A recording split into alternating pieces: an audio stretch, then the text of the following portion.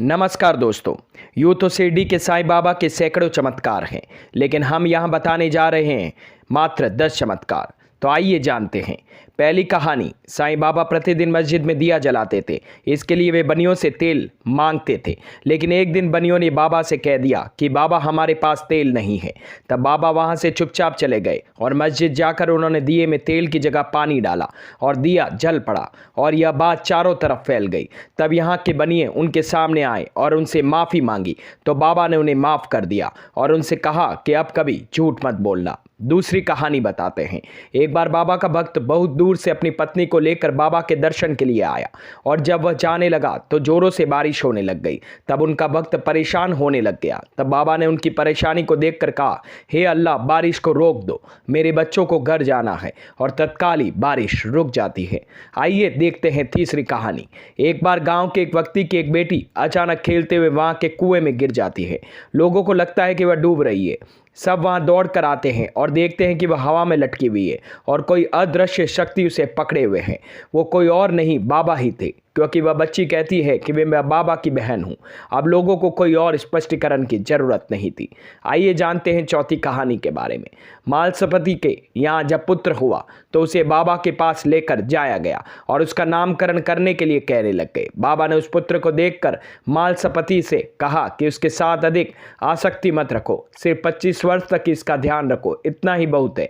यह बात मालसपति को तब समझ में आई जब उनके पुत्र का 25 वर्ष की आयु में देहांत हो गया। 1922 में भगत मालसपति का भी देहांत हो गया था। आइए जानते हैं पांचवी कहानी के बारे में। एक दिन बाबा ने 3 दिन के लिए अपने शरीर को छोड़ने से पहले मालसपति से कहा, यदि मैं 3 दिन वापस लौटूं नहीं तो मेरे शरीर को अमुक जगह पर दफना देना। 3 दिन तक तुम्हें मेरे शरीर की रक्षा करनी होगी।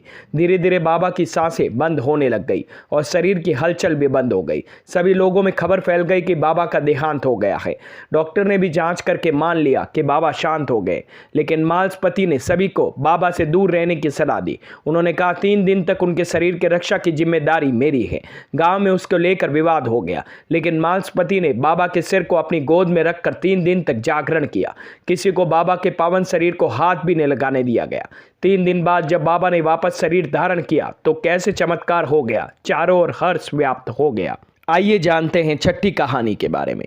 मुंबई के रहने वाले काका महाजनी का विचार शिरडी में एक सप्ताह ठहरने का था।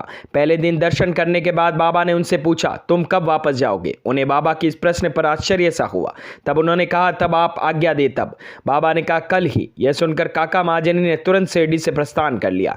जब वे मुंबई अपने ऑफिस में पहुंचते तो उन्होंने अपने सेठ को अति उत्सुकता व प्रतीक्षा करते पाया, क्योंकि मुनीम के अचानक ही अस्वस्थ हो जाने के कारण काका की उपस्थिति अनिवार्य हो गई थी। सेठ ने काका को बुलाने के लिए पत्र लिखा था, जो उनके पते पर वापस लौट आया। 7वीं कहानी के बारे में जानते हैं। बाबा का जब हाथ जल गया था तो भागोजी सिंधे ही उनके हाथ पर घी मलने और पट्टी लगाने का कार्य करते थे। भागोजी सिंधे कुष्ठ रोगी थे। चांद कौर जी बाबा के लिए मुंबई से एक डॉक्टर परमानंद को इलाज के लिए लेकर आए थे, लेकिन बाबा ने साफ इनकार कर दिया था और वे सिंधे के हाथों से ही घी लगाकर ठीक हो गए। 8वीं कहानी के बारे में जानते हैं। धुमाल एक मुकदमे के संबंध में निफाड़ के न्यायालय को जा रहे थे।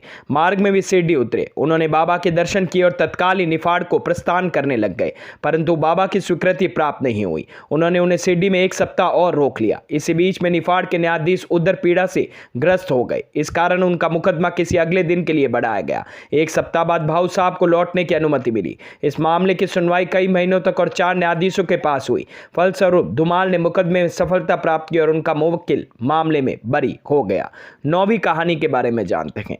नासिक के प्रसिद्ध ज्योतिष वेदज्ञ 6 शास्त्रों से ही समुद्रिक शास्त्र में भी पारंगत मूल्य शास्त्र एक बार नागपुर के धनपति साईं बाबा भक्त बापू साहब बूटी के साथ शिरडी पधारे थे। हस्तरेखा विशारद होने के नाते मूल्य शास्त्री ने बाबा के हाथ की परीक्षा करने की ठानी, परंतु बाबा ने उनकी प्रार्थना पर कोई ध्यान ही नहीं दिया और देखकर उन्हें 4 केले दिए और इसके बाद सब लोग वाड़े को लौट आए। वाड़े से लौटने के बाद आरती के समय बापू साहब से बापा ने कहा, वो मूल्य से कुछ दक्षिणा ले आओ। मूल्य जब दक्षिणा लेने के लिए गए तो वे मस्जिद के बाहर ही खड़े रहकर बाबा पर पुष्प फेंकने लग गए, लेकिन जब उन्होंने ध्यान से देखा तो उन्होंने बाबा की जगह उन्हें कैलाशवासी गुरु गोलभ स्वामी दिखाई देने लग गए। वे उनकी स्तुति करने लग गए और जब आंखें खोली तो उन्हें बाबा को दक्षिणा मांगते हुए देखा। यह चमत्कार देखकर उनका संशय दूर हो चुका था। आइए जानते हैं अंतिम कहानी यानी 10वीं कहानी के बारे में। एक डॉक्टर अपने साईं भक्त मित्र के साथ शिरडी पधारे। उन्होंने मित्र से कहा, तुम ही दर्शन करने जाओ, मैं नहीं जाऊंगा, क्योंकि मैं श्री राम के अलावा किसी के समक्ष नहीं झुकता, खासकर किसी यवन के समक्ष, और वह भी मस्जिद में तो कतई नहीं। मित्र ने कहा, तुम्हें वहां कोई झुकने या नमन करने को कोई बाध्य नहीं करेगा, अतः मेरे साथ चलो, आनंद रहेगा। वे शिरडी पहुंचे और बाबा के दर्शन को गए, परंतु डॉक्टर को ही सबसे आगे जाते देख और बाबा की प्रथम चरण वंदना करते देख सबको बड़ा विस्मय हुआ। लोगों ने डॉक्टर से पूछा, क्या हुआ? डॉक्टर ने बतलाया, बाबा के स्थान पर उन्हें अपने प्रिय इष्ट देव श्री राम के दर्शन हुए और इसलिए उन्होंने नमस्कार किया। जब वे ऐसा कर ही रहे थे तभी उन्हें साईं बाबा का रूप पुनः दिखाई देने लग गया। यह देख वे आश्चर्यचकित होकर बोले, क्या यह स्वप्न है? ये यवन कैसे हो सकते हैं? अरे अरे, ये तो पूर्ण योग अवतार है। बाद में वे डॉक्टर वही रुके और उन्होंने परम अनुभूति का अनुभव भी किया। तो दोस्तों, कैसी लगी साईं बाबा से जुड़ी मेरे ये चमत्कारों की कहानी? अगर मेरी ये वीडियोस आप लोगों को पसंद आते हैं तो प्लीज़ लाइक शेयर सब्सक्राइब करना ना भूलें और हाँ, कमेंट करना भी ना भूलें। धन्यवाद।